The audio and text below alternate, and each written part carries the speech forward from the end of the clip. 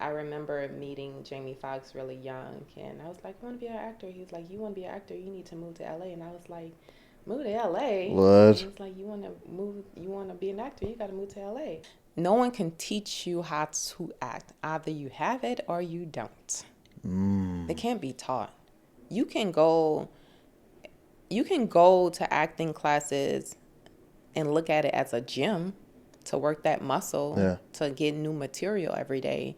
But going there trying to learn how to act, it ain't gonna happen. I was bouncing from acting at every acting studio. Like I'll stay for like 6 months or a year. Uh huh. I'll get something. I'll be like, okay, I'm gonna take that, go to this one, Yeah. take that. Every time I got bored, if I found myself on my phone or texting, Yeah. I know I've gotten what I needed out the studio. I'm not gonna Mm. waste my money. So I was just bouncing around, bouncing around. But was I booking at that time? I was not booking. I didn't start booking work until I stopped going to acting classes. A lot of these studios will fuck you up mentally and like rehash some things that you've suppressed or like that you've dealt with that you don't need to be rehashed, and it's Mm. not healthy. That's why you got to Point. find like the ones that are good, like good for you. You don't want something that's going to be like Yeah, rehashing or taking off the band-aid, some shit yeah, you already patched up, and it's like, damn, now, because you see that all the time with actors who yeah, pull from certain things and then they're not right mentally after they do that role yeah. or something like that. And then So I feel like sometimes acting classes also too, they make you insecure. You're comparing yourself to like someone else in class, like, oh, he's really good, oh, she's really good. Or maybe I should try that. No, be you. Be you. be you, man. Be you. Like these like you can't do what I do. Yeah, And I can't do what you do. yeah, yeah. Especially not better than you. You can try, but you won't be able to master it. How did you know that stopping classes was starting to help you? I don't think I actually knew. I was just tired of going. I was just like, they got boring to me. Like they're all saying the same thing, just in a different way. Yeah, And yeah, I'm like, I already know this shit. yeah. Like I'm literally going to school for you to tell me what I already know. I just have to apply it, Apply it. Yeah, and trust yeah. That's a that big I one's have it. trust. Yeah, Yeah, you really have to just trust yourself. yeah, yeah. First, you really gotta want to do this.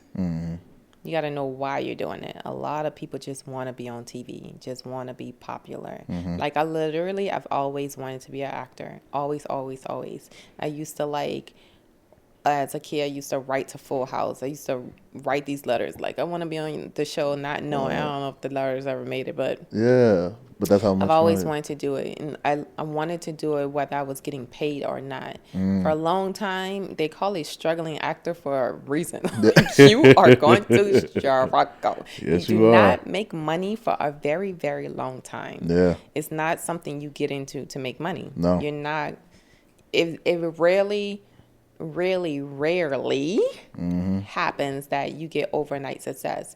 And overnight success for us as black actors is 10 years. Yeah. That's our overnight Minimum. That's if you're lucky. Like minimum. you still can be going. You It's can still be going. And yeah. so know that this is truly something you want to do. Know that you don't care about being judged. You have the confidence out of this world that you're not going to compare yourself to the next person. You really have to have thick skin. You have to be able to handle rejection well and know that certain doors close so the other one can open. It just is what it is. You can't have all the open doors. Yeah. Yeah. Like You get. you just can't, Yeah. Work on yourself, your self, not your talent self, your self, your inner self. You have to have a good foundation of whatever you believe in, something bigger than yourself, and know that gratitude is a necessity. Like you have to be grateful for where you are to even get to where you want to be. The most creative thing I've ever Uh done huh. is with our agent, Danny. Daddy. Okay. I don't know if he's going to kill me for saying this or not, but whatever. I don't know. But he didn't know I did this though. Okay. I created 2 profiles on Casting Network, Okay. and I wore a wig on one of my profiles and changed my name. And so I will go into the same commercial twice, but as 2 different people. Shut the fuck up. I'm not lying. What? I did it for years. Wait. I was like, I want opportunity. Wait, And so they you finally fucking caught up with me because guess what?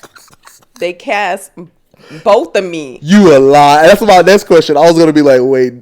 And I You had to shut the other profile down. shut the fuck up. I got in trouble. Wait, what? Wait, so you would go in and see different people. Did you like was one like no Natasha? Yeah. Her name was Danny. She had a little twang. And you put the New Orleans thing on. Yeah. I would change clothes in my car. Pop the wig on. People would be driving by like, what is she doing? What? Pop the wig on, change my makeup a little bit.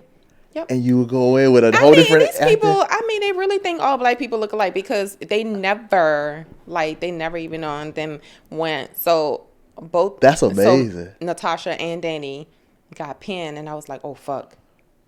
And then Natasha and Danny got cast, and I was like, oh fuck. What? For a commercial? For a commercial. Shut the fuck up. Wait. What did you do when they both got cast? Well, you're like, Danny's sick. No, I actually wanted to get cast as Danny because I had never booked a commercial with that wig. So then I made myself unavailable as Natasha, and I worked as Danny. What? That's crazy. Mm-hmm. Hey, man, you gotta be a hustler, y'all. You gotta get creative. Do not. But don't do that. Casting do not like being deceived. They really don't. What? You did like the clumps in real life. Like you was really like two different people. I don't even know how I started it. How did you? I'm like, you just came like, you know what? I'm a dude too. And then to do that for years, that's a long time to go in for two. I don't know how. Oh, I know how I started. I know exactly how it started. I remember going to an audition and I was like, damn, all the girls, we all look alike. We all look alike. Yeah. Like, I want to stand out. So I purposely, because at the time you had curly hair as a black girl, you was getting cast. Yep. And I was like, man, I'm going to purposely show up with my hair different to see if it makes it different. And I remember booking the job and literally I was not what my profile picture showed. Yeah. And they picked me. So I was like, okay. So then I started wearing the short hair because no black girl was rocking short hair. Everyone had the long weaves or curly hair. And that was the only, it was like a Halle Berry looking cute little, and I was like, I'm going to name her Danny.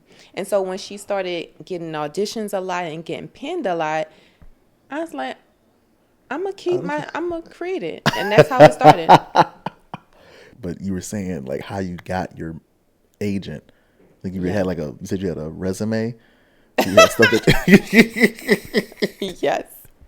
Yeah. Because you had the I'm such a con artist. You said you had my two characters. The couple credits that you had, but then you had other stuff on there that you didn't book.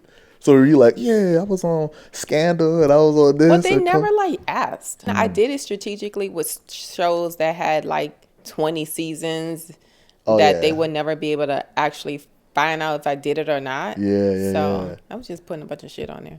I do not suggest people do that. That's hilarious. I mean, of course, it's all off now, but it was to get my foot in the door. It was never on IMDb, but it was on my resume to get the interview, to get the rep. So it made me look like I was more experienced than what I was. And nobody ever asked, can I see the footage from that episode? Oh, no, they cut my scenes. I had reels from, the shorts that I did and independent stuff.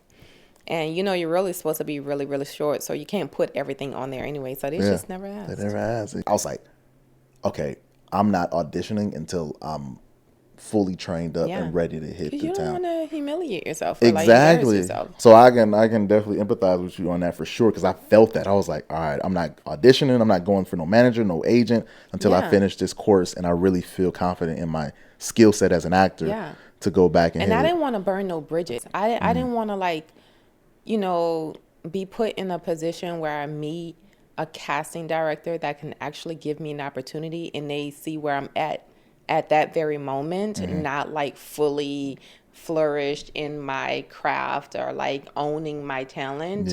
and then I don't get the opportunity later on when I'm really ready. So That's a good I one. was like, Yeah.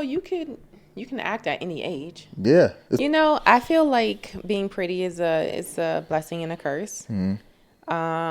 Most definitely, I feel like as a woman, use what, in my personal experience, use what you're good at to get where you're going. And I naturally exude a lot of sex, not even trying to. And for a long time, I hated it, and I didn't want to go in playing being the hot girlfriend Yeah. or being the sexy bartender. I'm like, no, I want to be a doctor or a lawyer. Yeah. Yeah. But I wouldn't get submitted on those things.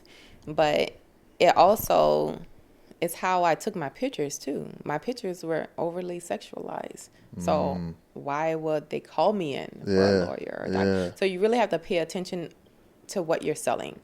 And then someone was like, just go in for those roles, build up your resume, and then show them you have the talent later. This is something that's not hard for you to do. Yeah.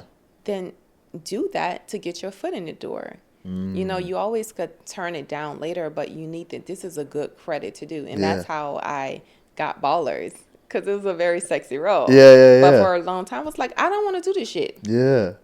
But so I would say, like, and also, like, a lot of pretty girls, they want to do comedy, but like they don't come off as comedic when they go to these auditions. They feel like they have to wear a face full of makeup or be pretty. Like, you don't. Like, I actually started getting taken more seriously when I wasn't dressing up so cute.